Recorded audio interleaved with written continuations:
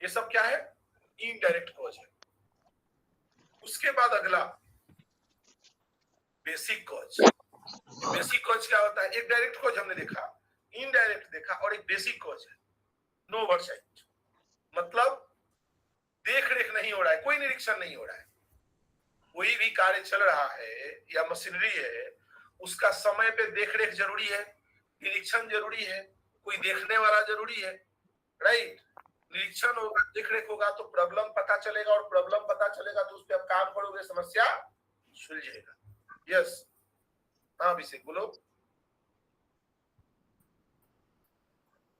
ठीक है, बताते हैं। तो हम लोग बेसिक कॉज में पहले बात कर रहे थे कि नो ओवरसाइट यानी कोई निरीक्षण नहीं हो रहा है। तो कोई निरीक्षण नहीं हो रहा है, देख रेख नहीं होगा, तो हादसा होने की संभावनाएं बढ़ेगी। और बेसिक कॉज में और है पुअर मेंटेनेंस। मेंटेनेंस बहुत बड़ा बात है। जैसे अक्सर कुछ गड़बड़ी होती है, बोलता है देख रेख ठीक से नहीं हो रहा है। जैसे पुअर मेंटेनेंस का बेहतरीन एग्जांपल है, आप अपनी गाड़ी का सर्विसिंग समय पे नहीं कराओगे। जैसे मान लो आज गाड़ी में ब्रेक में खराबी आ गई, तो आपको दिखाना है ना गाड़ी के डॉक्टर से, और उसका वो ट्रीटमेंट करेगा, गाड़ी ठीक हो जाएगी। आज लाइट नहीं जल रहा है, तो गाड़ी में एक एक खराबी आती गई, अब उसको एकत्रित करते गए तो एक दिन बहुत ज्यादा डिफेक्ट हो जाएगा उसमें, और वो हादसा का कारण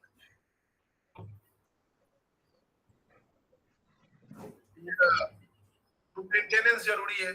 और ट्रेनिंग, लोगों को जानकारी होना भी जरूरी है कि कैसे कार्य को करना है। जानकारी के अभाव में भी बहुत सारे हादसे होते हैं। उसके बाद पॉलिसी। अब रही बात जो प्रोसीजर बना है, पॉलिसी बना है, उसके बारे में भी किसी को जानकारी नहीं है, फॉलो नहीं हो रहा है, या पॉलिसी है ही नहीं, तो भी प्रॉब्लम होता है। स्ट्रेस, तनाव, आप समझते हो ना? टेंशन में है, काम कर रहे हैं, यहाँ दिमाग है कहीं और, हादसा होता है। इंजीनियरिंग में तकनीक लगाना है। अब जैसे इंजीनियरिंग का कहाँ बात आ जाती है? अब जैसे एग्जाम्पल आप बताते हो कि बहुत सारी गाड़ियों में ऐसी व्यवस्था आ गई है कि जब तक उसका स्टैंड नहीं मारेंगे गाड़ी स्टार्ट नहीं होगी। इंजीनियरिंग एग्जाम्पल बहुत सारे फोर व्हीलर में है कि आपको जो है दरवाजा बंद नहीं करोगे गियर नहीं लगेगा, आगे नहीं बढ़ेगा, सीट बेल्ट नहीं लगाओगे आवाज करते रहेगा। तो तकनीक बहुत इंपॉर्टेंट पार्ट है। तो ये सब कॉज होते हैं। तो अभी जैसे बताया इनडायरेक्ट कॉज, एक बार और बता दीजिए तो मैं तीनों को फिर से बता देता हूँ। डायरेक्ट कॉज मतलब जो सीधा आपको दिख जाता है, कोई स्ट्रक हुआ या अगेंस्ट में किसी टकराया, ऊपर से गिर गया, फॉल, कैच इन बिटवीन, यानी दो चीजों के बीच में फंस गया, तनाव में कहीं हिट हो गया, या कुछ घूमने वाला पार्ट या गर्म पार्ट के संपर्क में आया, कांटेक्ट में आया, इलेक्ट्रिसिटी के संपर्क में आया, या कोई गाड़ी ने उसको धक्का मार दिया। तो ये सब डायरेक्ट दिखने वाले कॉज हैं, इसको बोलते हैं डायरेक्ट कॉज।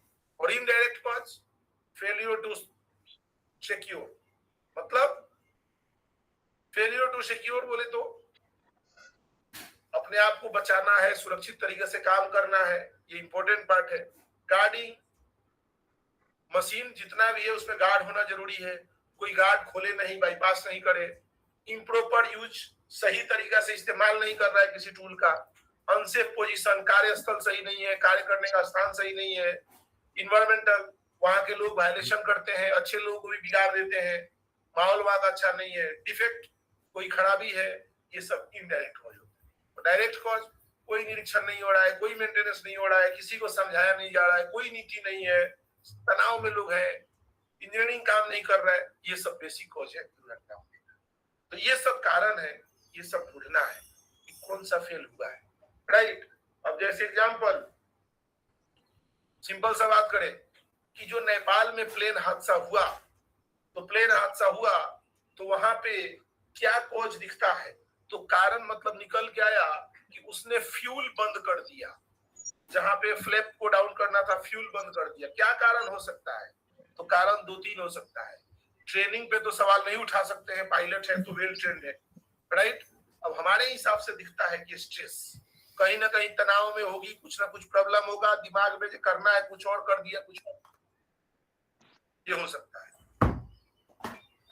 ये हो।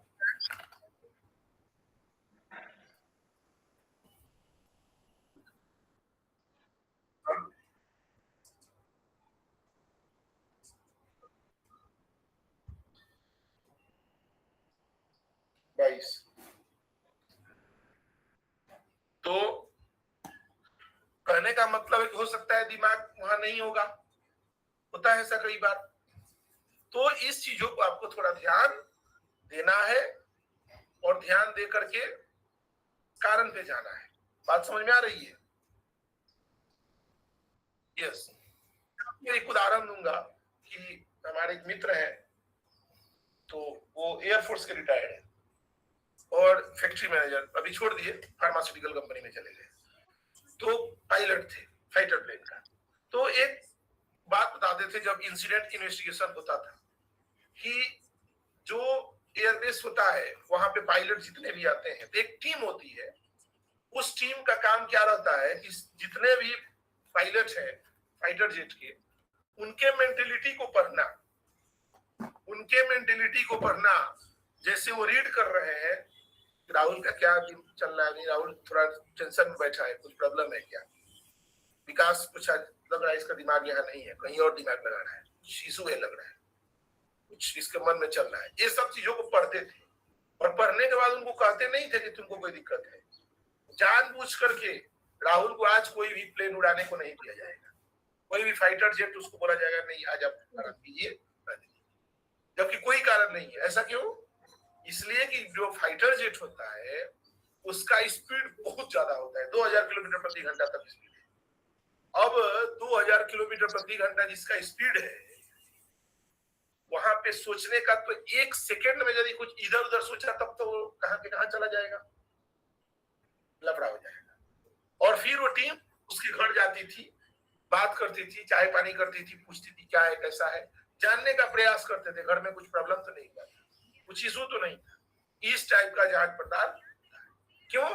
ये माइंड को पढ़ने का काम इसलिए होता है कि वो जो काम करने जा रहा है वहां पे टाइम बहुत इंपॉर्टेंट है। वो प्लेन 5 सेकंड सोचा तो किसी दूसरे देश के सीमा में चला जाएगा, कोई उस पर अटैक हुआ तो 2 मिनट में मार गिराया जाएगा, बच नहीं पाएगा। तो उसके पास सोचने का क्षमता बोल रहे हैं, समय एकदम नहीं है, उसके बाद टाइम ही नहीं है। तो ये जानना बहुत जरूरी है। जैसे एग्जाम्पल, जो प्लेन क्रैश हुआ नेपाल में, कहाँ समय था, गलती हुई, 72 लोगों की जिंदगी नहीं बच पाई। एक आदमी की गलती से उसने सोचने का मौका नहीं दिया, क्योंकि प्लेन जो है लगभग 1200-1500 मीटर ऊपर था, 1200-1500 फीट, एक फटाक से नीचे आ गया। यही हुआ ना। तो कारण जानना जरूरी है कि क्या था। तो मेरे को जो वहां दिखता है, हो सकता है कि कुछ टेंशन में हो या कुछ ऐसा हो पॉसिबिलिटी जिससे गलती हो गई। ट्रेनिंग पे तो इसलिए नहीं बोलेंगे कि वो जो पायलट थी उसको कमर्शियल का लाइसेंस मिलने वाला था ठीक इसी के बाद, तो ट्रेनिंग पे सवाल नहीं उठ सकता है। और पायलट तो ऐसे ही वेल ट्रेंड होते हैं, फिर भी रिफ्रेशर ट्रेनिंग होना तो और बेटर है। तो ये कारण हो सकते हैं। आगे देखिए, अब देखिएगा टाइप्स ऑफ कॉज, ध्यान से देखिएगा। बेसिक कॉज में दिया है poor management, safety policy and, देखिएगा decisions, personal factors, environmental factors. अब अनसेफ एक्ट कर रहा है और कंडीशन भी वहां पे है। अब ये दोनों मिला के क्या होगा, इनडायरेक्ट कॉज में स्थिति खराब वहां है ही और अनसेफ एक्ट कर ही रहा है। अब दोनों मिला के unplanned release of energy, direct cause, और हो जाएगा एक्सीडेंट। जैसे एग्जांपल, आपके घर में छत पे चढ़ने वाला जो सीढ़ी है टूटा हुआ है, अनसेफ कंडीशन है, या बंबू की सीढ़ी है सड़ गया है, डैमेज के कंडीशन पे, और कोई व्यक्ति जानबूझ के वो डैमेज सीढ़ी पे चढ़ने का काम शुरू किया, अनसेफ एक्ट शुरू किया।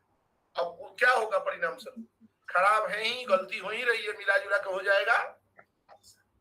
और उसमें क्या होगा, पर्सनल इंजरी, उस व्यक्ति को चोट लग जाएगा या प्रॉपर्टी डैमेज होगा, यही होगा ना। यस, आपके पास गाड़ी है, उसमें ब्रेक नहीं है, अनसेफ कंडीशन है, या लाइट नहीं है, अनसेफ कंडीशन है, बोले रात हो गई, इमरजेंसी है, चलाना ही पड़ेगा। आपने क्या किया, अनसेफ एक्ट, बिना लाइट का गाड़ी रात में चलाना शुरू किया। खराबी था ही, आपने अनसेफ एक्ट किया, और दोनों मिला के क्या करेगा, कुछ गड़बड़ कर देगा, परिणाम स्वरूप या तो इंजरी हो जाएगी, नहीं तो प्रॉपर्टी डैमेज हो जाएगा, राइट। तो ये कॉज होते हैं दुर्घटना होने के। ठीक है, कहा जाता है ना कि एक सुरक्षित व्यक्ति असुरक्षित स्थान से भी सुरक्षित काम करके आ सकता है, और एक असुरक्षित व्यक्ति, अनसेफ बिहेवियर वाला व्यक्ति, उसको सेफ मशीन दोगे वहां भी चोट लगा लेगा। कैसे लगाएगा मालूम नहीं, कैसे हाथ डाल सकते पता नहीं, तो गड़बड़ करेगा। तो ये कॉज होते हैं आपका। फिर आगे देखेंगे कॉमन प्रॉब्लम सॉल्विंग मेथड। अब आपके पास जब समस्या आएगी तो क्या करेंगे, जेएचए बनाइए, जॉब हैजार्ड एनालिसिस बनाइए, क्या सीक्वेंस है, क्या उसमें स्टेप्स आ रहा है, क्या उसमें खतरा है, बचने का क्या उपाय है, ये बहुत जरूरी है बनाना। सीक्वेंस डायग्राम, पहले क्या होगा, फिर क्या होगा, फिर क्या होगा, ये बहुत जरूरी है। चेंज एनालिसिस, कहां बदल गया, आप चले जा रहे हो, कहां चेंज हो गया, कहां डाइवर्ट हो गया, पूछेंगे सिर्फ से क्या हुआ, बोला सर फिर क्या हुआ, फिर क्या हुआ, ये नहीं होना, मतलब यहाँ चेंज हो गया, ये नहीं होना था। जैसे वो प्लेन उड़ रहा था, सब ठीक था, प्लेन उड़ा सही था, टेक ऑफ किया, सब किया, लैंड करने का टाइम है सही है, नीचे आ रहा था सब सही है, एकदम उतरने को तैयार है सही है, लेकिन फ्यूल बंद हो गया, अचानक चेंज हो गया, नहीं होना था, जो हादसा का कारण बन गया। तो जब स्टेप बाय स्टेप पूछोगे ना तो पता चलेगा कि दुर्घटना हुआ क्यों था, उसका कारण क्या था, चेंज एनालिसिस में पता चलेगा। सीक्वेंस में जाओगे तो पता चलेगा कि कहां पे गड़बड़ हो गया जो नहीं होना था, राइट। ये कॉमन प्रॉब्लम सॉल्विंग मेथड है, इसको सीखिए। ये होता है आपका जॉब हैजार्ड एनालिसिस का फॉर्मेट। स्टेप लिखिए, हैजार्ड लिखिए, कॉज लिखिए, कंट्रोल मेजर लिखिए, राइट, चारों लिखिए। हम आपको दिखाएंगे जेएचए कैसे बनता है, सिखाया जाएगा अगले अध्याय में, लेकिन ये लिखना पड़ेगा तो पता चलेगा कैसे कार्य कर पाएंगे। अब हम आपको एक सिंपल दिखा रहे हैं कैसे इन्वेस्टिगेशन होता है, एक सिंपल हम आपको बता देंगे। देखिए, कोई भी फॉर्मेट आपके यहाँ हो सकता है, कोई भी XYZ आपके यहाँ फॉर्मेट हो सकता है। ये आप एक फॉर्मेट है, ये क्या है, एक्सीडेंट समरी। कुछ भी होता है आप उसका एक रिपोर्ट पहले दीजिए कि क्या हुआ था। क्या कहता है समझिएगा, कहता है डेट ऑफ इवेंट, किस डेट को हुआ था, साइट, फैक्ट्री का नाम लिखिए कहाँ हुआ था, रिव्यू बाय, किसने तैयार किया उसका नाम लिखिए, क्या हुआ था, तो लिखा हुआ है शॉर्ट में एकदम, burner backfire at zone 2 of line 2, critical near miss, burner backfire at zone 2 of line 2, comment में लिखा है एक बैकफायर हुआ है, क्या हुआ था देखिए, पढ़ लेंगे थोड़ा एक बार। When did this happen? 18 फरवरी 2022 4:50 पे 20 मिनट, टाइम भी आ गया। क्या हुआ था डिस्क्रिप्शन में, how did this happen, on 18 February 2022 at around 4:50 PM an engineering officer Mr. X during his usual inspection round। Incident के कॉज के बारे में जो बताया उसमें किसी को कोई डाउट है, दोनों छोड़ा दिया, यस और नो, दोनों छोड़ा दिया, नहीं सर, अभी क्या कर रहे हैं हम, नहीं, अभी क्या पढ़ा रहे हैं, इंसिडेंट समरी सर। एक कोई इंसिडेंट हुआ है किसी फैक्ट्री में, ये आपके सामने सिनेरियो है, ठीक है जी। अब इसको आपको इन्वेस्टिगेशन करना है। आप जब सेफ्टी मैनेजर बनोगे तो आप इन्वेस्टिगेट करोगे इसे जी। तो क्या इंसिडेंट हुआ था पहले मैं आपको समझा रहा हूं, और कैसे इन्वेस्टिगेशन होगा वो आपको बताऊंगा। बहुत इंपॉर्टेंट है, बढ़िया से देखना, टेक्निकल इन्वेस्टिगेशन है, ठीक है जी। Smoke was leaking from burner mounting plate at zone 2 of line 2।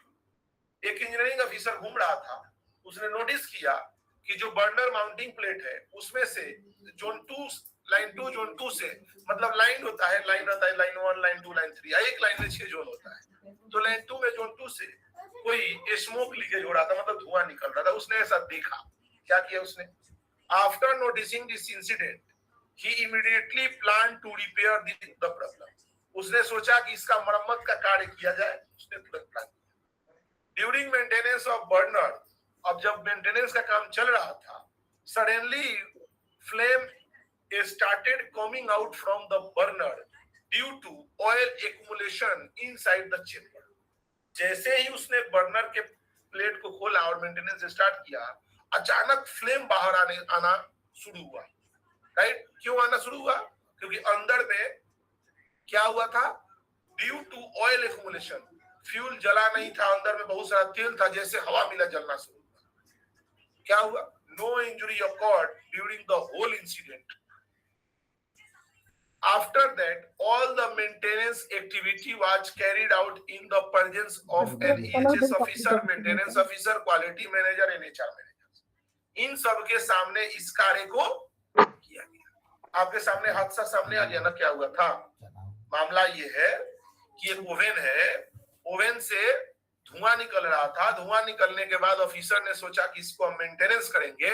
Maintenance करने के लिए जैसे ही उसका माउंटिंग प्लेट खोला, अंदर से आग की लपटें बाहर आई, क्योंकि अंदर में अनबर्न फ्यूल था और फ्यूल ठीक से नहीं जला था, जिसके कारण आग की लपटें आई। ये घटना आपके सामने है। अब इसका करना है इन्वेस्टिगेशन। तो ये क्या था? समरी था। अब हम आपको बताएंगे कैसे इन्वेस्टिगेशन करना है। तो नेक्स्ट स्टेप, मैं क्या बोला?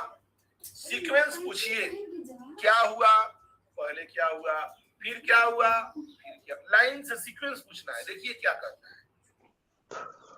4:50 पे क्या हुआ? Line 2 plant was running as usual. Line 2 चल रहा था, ठीक है। उधर जहाज भी उड़ रहा था नेपाल में। Engineering officer notice leakage minor smoke during. 4:55 में ऑफिसर ने नोटिस किया कि वहां से धुआं निकल रहा है। फिर क्या हुआ? Engineering officer intimate maintenance manager and EHS officer immediately. उसने मेंटेनेंस और सेफ्टी को बताया 4:57 engineering officer call to technician for rectification work. उसने टेक्नीशियन को बुलाया कि आओ मरम्मत का काम करना है। ये किसने बोला है? कमेंट कौन दिया है? इंजीनियरिंग ऑफिसर कंफर्म, उसने बोला है कि मैंने किया है। Maintenance team we are checking the ignition setting. उसने क्या किया? सेटिंग को देखना शुरू किया। कौन बताया? इंजीनियरिंग ऑफिसर ने बताया। Production stop and inspect of the inner tube. अब क्या हुआ? बंद करना पड़ा कि प्लांट बंद करो, देखना पड़ेगा अंदर का ट्यूब। बंद कर दिया। Maintenance technician observe oil accumulation inside the furnace. क्या हुआ? अंदर में देखा कि तेल जो है इकट्ठा हुआ है, एक्यूमुलेट हुआ है।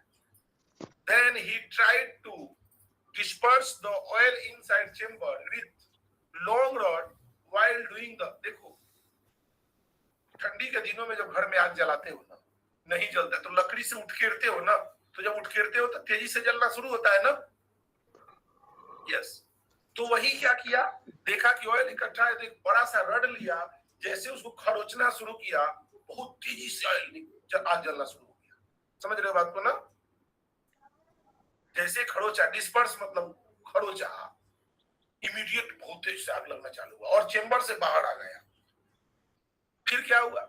After maintenance work was completed, ignition rod setting operation started. फिर क्या हुआ? सेटिंग किया इग्निशन रड को और ठीक है। ये रहा सीक्वेंस। गलती कहाँ हो रही है? इसमें देखेंगे तो ऑयल जमा था अंदर, मतलब इग्निशन ठीक से नहीं हो रहा है। खरोच किया, पंखा चालू था फिर भी खरोच किया, नहीं करना चाहिए था। फाइंडिंग्स में नीचे क्या आया? Carbon accumulated inside the burner. Carbon क्या होता है? अनबर्न फ्यूल होता है। Due to carbon accumulation flame came out from burner. Carbon के चलते बाहर आ गया, आग की लपटें बाहर आई। ये आपने सीक्वेंस पूछा तो ये निकल के आया। अब क्या हुआ? अब 5M गलती ढूंढेंगे। किसकी गलती थी? मैन आदमी की गलती थी। Yes. Improper setting of ignition rod a nozzle gun by fitter. Ignition rod को ठीक से नहीं सेट किया था।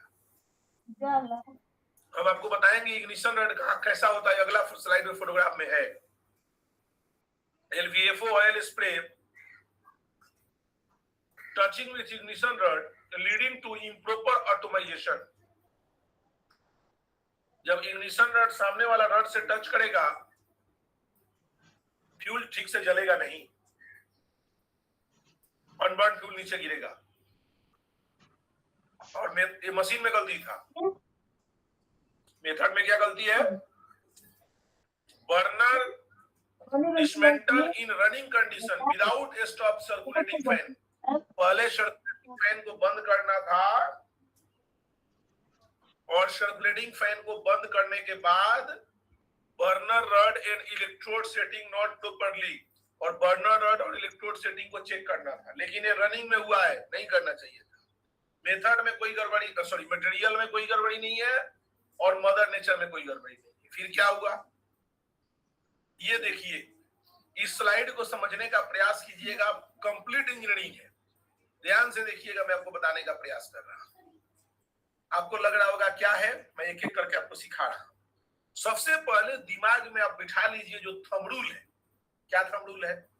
कोई भी फ्यूल जलने के लिए, कोई भी आप तेल जला रहे हो तो तेल जलने के लिए बोला जाता है कि 1 लीटर तेल जलाना है तो उसके लिए 10 केजी हवा चाहिए। बात समझ में आ रही है क्या बोला मैं? 1 लीटर तेल जलाने के लिए कितना हवा चाहिए? 10 लीटर। लीटर तो लीटर, केजी एक ही यूनिट बोलना है। ये रिक्वायरमेंट है। मतलब कोई पूछता है ऑयल और एयर का रेशियो कितना होता है तो 1:10 याद रखना। कारण ये है, आपके घर में जब ठंडी में आग जलाते हो दबा दो ना उस पुआल को, जलेगा ही नहीं? जलेगा नहीं जलेगा। क्यों नहीं जलता है? उसको एयर नहीं मिलेगा तो कैसे जलेगा? और जब आप उठ गिरते हो उसको ऊपर की तरफ उठाते हो तो और तेजी में जलने लगता है। कारण क्या है? हवा उसको बहुत। तो ध्यान रखिएगा। और एक और बात है, समझ के लीजिएगा। चिमनी जो लगा रहता है, चिमनी का धुआं जो चेक किया जाता है, स्मोक चेक किया जाता है। कंप्लीट इंजीनियरिंग है, समझने का प्रयास कीजिएगा। तो क्या चेक किया जाता है चिमनी में? चिमनी के धुआं से ऑक्सीजन परसेंटेज 10% से ज्यादा नहीं जाना चाहिए। हवा में ऑक्सीजन का मात्रा कितना है? 19.5 से 23.5, राइट? यही है ना? और सामान्य बात करते हैं तो 21% के आसपास रहता है, 21%। और मैं क्या बोल रहा हूं कि चिमनी से धुआं कितना निकलना, चिमनी से जो स्मोक आ रहा है, धुआं निकल रहा है, उसमें ऑक्सीजन कितना परसेंट होना चाहिए? 10%। यस। अब देखिए ध्यान से, 10% से ज्यादा यदि ऑक्सीजन निकलेगा, आपका गाड़ी में तेल ज्यादा खर्चा होगा, आपका इंजन में तेल ज्यादा लगेगा, आपके मोटर में तेल ज्यादा लगेगा। और जितना कम ऑक्सीजन निकलेगा उतना फ्यूल का एवरेज अच्छा आएगा। कारण क्या है? यदि 10% ऑक्सीजन निकल रहा है, इसका मतलब यह है कि ऑक्सीजन जलने में भरपूर मदद कर रहा है इधर फ्यूल को। और 15% निकल रहा है, मतलब पूरा ऑक्सीजन तो इधर खर्चा हो ही नहीं रहा है, मतलब फ्यूल ठीक से जल नहीं रहा है। तो चिमनी का धुआं से हम लोग ऑब्जर्व करते हैं कि क्या पोजीशन रहा है। तो कहा जाता है कि CO कार्बन मोनोऑक्साइड 100 से 150 निकलना चाहिए, ऑक्सीजन 10%, कार्बन डाइऑक्साइड 10% निकलना चाहिए। आज यदि ऑक्सीजन ज्यादा निकल रहा है मतलब अंदर जो है ईंधन ठीक नहीं जल रहा है, कहीं ना कहीं गड़बड़ी है, राइट? ये पहला बात। अब इग्निशन रड जो होता है ऐसा होता है, समझना। अब देखिए आपकी जो गाड़ी है, 4 व्हीलर है या 2 व्हीलर है, आप अंदर इंजन पे समझना, मोटर पे पेट्रोल क्या करता है? स्प्रे होता है अंदर, और स्प्रे होने के बाद वो फ्यूल पूरा छोटे छोटे पार्टिकल में टूटते हैं, एकदम क्या बोलते हैं, फुहारा से भी पतला फोक देते हैं, और उसमें बर्न होता है, वो जलते हैं, तब गाड़ी आपका चलता है। सेम इधर जो है LVFO में मैं बोला ना, इग्निशन रड ऐसा होता है। और इग्निशन रड के ठीक सामने एक माउंटिंग प्लेट होता है, नोजल। तो इसका इग्निशन रड जो है, इसमें से जो फ्यूल निकल रहा है नोजल से, ऐसा स्प्रे करता है, और ये जो स्प्रे कर रहे थे इसको स्पेस चाहिए तब ना स्प्रे करेगा, फैलाएगा। अब यहाँ पे दूसरा फोटो देखो, यही यदि नोजल में एकदम इसको सटा दोगे प्लेट को तो फिर तो स्प्रे नहीं हो पाएगा, और ये फ्यूल इससे टकरा के ड्रप ड्रप नीचे गिरेगा, ठीक से बर्न नहीं हो पाएगा। मतलब फ्यूल को ठीक से जलने के लिए ना उसको छोटे छोटे टुकड़ा में टूटना जरूरी है। जब बारीक बारीक टुकड़ा में टूटेगा तो बहुत अच्छा जलेगा। जैसे एग्जाम्पल, ये प्रैक्टिस करना नहीं है मैं बोल रहा हूँ, आप देखते हो कोई तजिया जुलूस मुहर्रम में कई लोग क्या करते हैं, मुंह में केरोसिन लेके फूकते हैं, पूरा तेज आग की लपटे उड़ता है, ऐसा आपने देखा होगा। यस, वो प्रैक्टिस हालांकि नहीं करना है। तो क्यों फूकने से उड़ता है उतना तेज लपटे? फूकने से मुंह से तेल जो है निकलता है तो फुहारा की तरह टूट के निकलता है, राइट, और वो तेजी से जलता है। समझ रहे हो बात को ना? यस। तो यहाँ पे स्प्रे ठीक से होता तो ये ऑयल ड्रॉपिंग नहीं होता। यहाँ पे हुआ क्या, ऐसे स्प्रे नहीं हो के संपर्क हो रहा है, ड्रॉप ड्रॉप नीचे गिर के यहाँ पे जमा हो रहा है, ऐसे जमा हो रहा है, वो कल तो जलेगा ही जलेगा, और स्पर्श किया फायर हो गया, राइट। तो यह जो है रेशियो मेंटेन करना है। और एक और बात याद रखना, जब आप इंजन को पढ़ोगे ना, इंजन को देखोगे तो अच्छे फ्लेम का पहचान क्या है। यदि आग की लपटें ऐसी है, देखो कैसा है, मतलब अच्छा बर्निंग हो रहा है, और ऐसा है डिबड़ी की तरह, दीपक की तरह, मतलब ठीक से नहीं जल रहा है। ये अच्छा फ्लेम ऐसा होता है, अच्छा बर्निंग हो रहा है तो, और ये ठीक से जल नहीं रहा है, राइट। बोला जाता है गोल्ड की तरह होना चाहिए आग, मतलब बढ़िया बर्निंग हो रहा है, और बढ़िया बर्निंग होगा तो फ्यूल सेव होगा, फ्यूल अच्छे से बचेगा। बात समझ में आई? आगे बढ़ते हैं। फिर इवेंट्स, अब ये हुआ इसका वाई एनालिसिस जिसकी बात हो रही है, क्या है? सबसे पहले unburned oil accumulation inside the chamber. Unburned मतलब आधा जला हुआ, ठीक से जला नहीं, और वो इकट्ठा हो गया। उसके बाद क्यों हुआ ऐसा क्यों हुआ? तो setting of the nozzle and ignition rod was found improper back. ये नोजल और इग्निशन रड ये दोनों सेटिंग ठीक नहीं था, गैप होना चाहिए, वो गैप नहीं था, चिपक गया, 5 mm का गैप चाहिए, वो गैप नहीं था, जिसके चलते ऐसा हुआ। और क्या कारण था? Improper fuel and air mixer inside the burner. मैंने क्या बोला कि 1 लीटर तेल को जलाने के लिए 10 लीटर एयर चाहिए, और यदि एयर कम मिलेगा तो ठीक से जलेगा नहीं। तो ऑयल और फ्यूल का रेशियो, ऑयल और एयर का रेशियो मेंटेन करना है, right. Deposition of the carbon shoot in the burner inner tube, और जो अंदर ट्यूब कार्बन कब बनता है? जब फ्यूल ठीक से नहीं जलेगा। आप जब घर में लकड़ी जलाते हो, मॉइस्चर रहेगा तो ब्लैक होने लगता है ना, ठीक से